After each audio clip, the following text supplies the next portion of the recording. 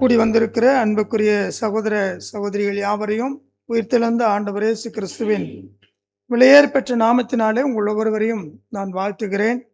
இயேசு கிறிஸ்துவினுடைய இரத்தத்தினாலே மீட்கப்பட்டிருக்கிற இரத்த உறவுகளாக இந்த இடத்திலே நம் ஒவ்வொருவரும் கடந்து வந்திருக்கிறோம்.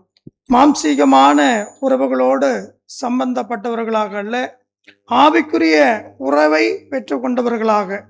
ஏனென்றால் இயேசு கிறிஸ்து என்னும் மாபெரும் இரட்சகர் நமக்காக கல்வாரி சிலுவையிலே நமக்காக அவர் பலியானார். அவருடைய அந்த பரிசுத்தமான இரத்தம் நமக்காக கல்வாரி சிலுவையிலே நமக்காக சிந்தப்பட்டது.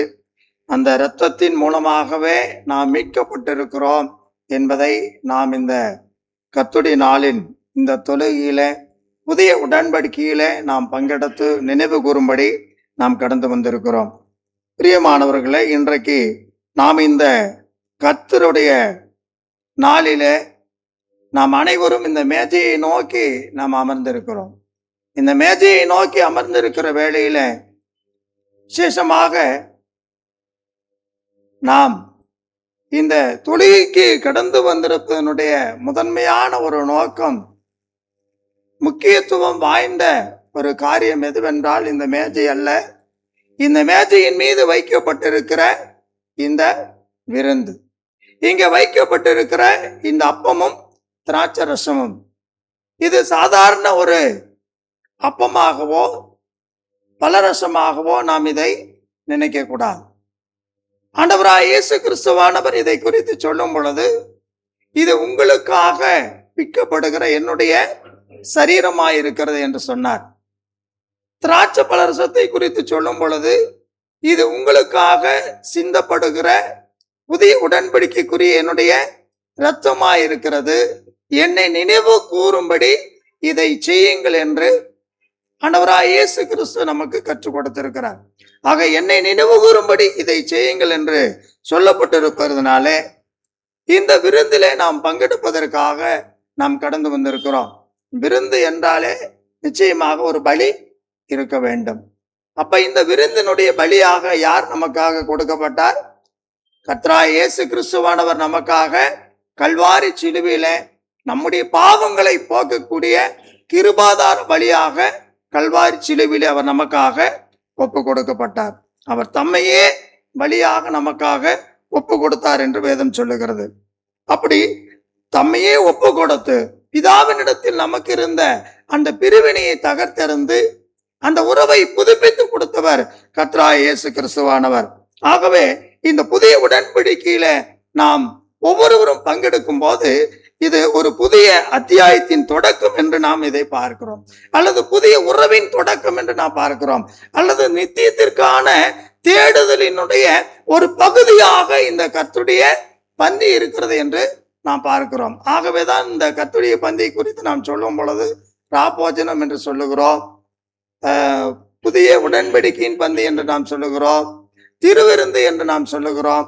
இன்னும் நாம் இதை குறித்து மேன்மையாக சொல்ல வேண்டுமானால் உறவின் பந்தி என்று நாம் இதை சொல்லலாம். ஏன் இதை நாம் உறவின் பந்தி என்று சொல்லுகிறோம் என்றால், பிதாவுக்கும் நமக்குமான இருந்த இடைவெளியை தகர்த்தெறிந்து அவருக்கும் நமக்குமான ஒரு நெருக்கமான உறவை கர்த்தராகிய இயேசு கிறிஸ்துவின் மூலமாக, அவருடைய சிலுவை மரணத்தின் மூலமாக அவர் நமக்கு ஏற்படுத்தி கொடுத்திருப்பதினாலே இதை நாம் உறவின் பந்தி என்று நாம் சொல்லலாம். ஏனென்றால் ஏதோ ஒரு இடத்துல பிறந்து வளர்ந்திருந்தாலும் கூட இன்றைக்கு இந்த பந்தி நம் ஒவ்வொருவரையும் கர்த்தராகிய இயேசு கிறிஸ்துவின் வழியாக இணைத்து இருக்கிறது. இன்னும் சொல்ல போனால் கர்த்தராகிய இயேசு கிறிஸ்துவின் இரத்தத்தின் வழியாக நம்மை இதற்குள்ளாக இணைத்து இருக்கிறது என்று நாம் படிக்கிறோம்.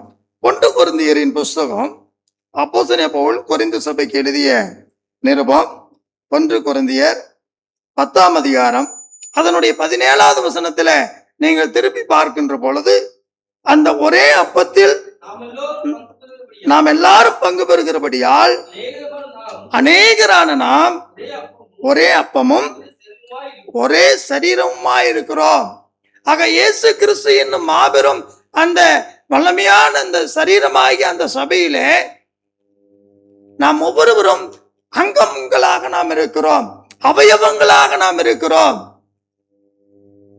அப்ப நாம் இந்த புதிய உடன்படிக்கையில நாம் கை கொண்டு நடக்கும் பொழுது நாம் ஒரே சரீரத்தில் இணைவதனாலே நாம் இதை நாம் என்ன சொல்லலாம்? உறவின் பந்தி என்று நாம் சொல்லலாமா சொல்லக்கூடாதா?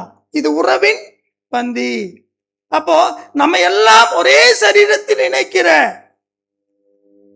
உறவுகளாக, இரத்த உறவுகளாக, ஆவிக்குரிய உறவுகளாக, இயேசு கிறிஸ்துவினுடைய இரத்தத்தினாலே மீட்கப்பட்ட கழுவப்பட்ட ஒரு உறவுகளாக நாம் இந்த இடத்துல கடந்து வந்திருக்கிறோம் என்றால் இதை நாம் உறவின் பந்தி என்று சொல்லலாம். அநேகரான நாம் இந்த ஒரே அப்பத்தில் நாம் பங்கெடுக்கிறோம்.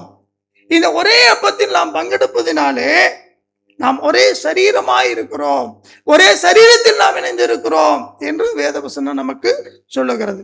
ஆகவே அந்த சரீரத்தில் நாம் அனைவரும் இணைவதால் நாம் நம்மை ஒன்று சேர்க்கிற உறவின் பந்தியாக இது இருக்கிறது. அதை தேவ பக்தியோடும் பயத்தோடும் நாம் இதில் பங்கு பெறுவோம். தேவன் தாமே நம்மை ஆசீர்வதிப்பார்.